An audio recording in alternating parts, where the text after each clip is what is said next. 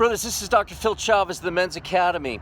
Recently, a friend reminded me of a powerful episode in the movie Tortured for Christ about Richard Wurmbrand, a Lutheran pastor, who stood up to the communists eventually, but initially he didn't, and his wife accused him of being a coward. It was August 23rd, 1944, 1 million Russian soldiers entered into Romania. The communists took power, and it was a nightmare rule. Wurmbrand said, communism stripped all the people from every form of humanity, and they sank into unspeakable depths of cruelty. He says darkness ruled their every action. Atheism became the official religion. There were spies everywhere. The church leaders had a choice, either be enlisted in the service of the communists or go to jail. Now the communists, what they did, they convened a congress of cults for all ministers, pastors, and rabbis. Joseph Stalin was chosen as their honorary patron, and what they tried to do was broadcast across the nation the alleged cooperation of the communists with the churches. And religious leaders, one after the other, came to the podium and they assured communist leaders of their cooperation. Now Richard Wurmbrand is sitting in the balcony with his wife.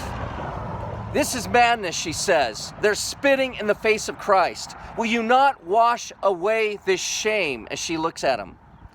And Wurmbrand responds, you do know that if I speak now, you will have no husband. And powerfully she replies, I don't need a coward for a husband. So feeling challenged, Wurmbrand eventually goes to the mic, boldly proclaims Christ, and receives a great applause. No one else speaks out, and that cost Wurmbrand very dearly. As he said, in all, I spent 14 years in prison, many of which I would not see the stars, the birds, or the butterflies, but I love the communists. I love the Russians with all my heart. They can kill Christians, but they cannot kill our love. And later he reported, among his tortures, his feet were beaten so badly and so brutally and so often that he could never walk properly again. Wurmbrand eventually relocated to the United States with his family, actually near Torrance, California, eventually died in 2001.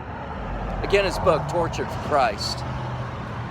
Brothers, when it comes to serious issues of abortion, pornography, this LGBTQ craziness, what are you going to do when your wife asks you, will you not wash away this shame? Are you going to tell her, well, if I spend time fighting these battles, you will no longer have a husband? And what if she responds, I do not need a coward for a husband? Brothers, what are you going to risk to save your honor before your wife and your family? It's your move.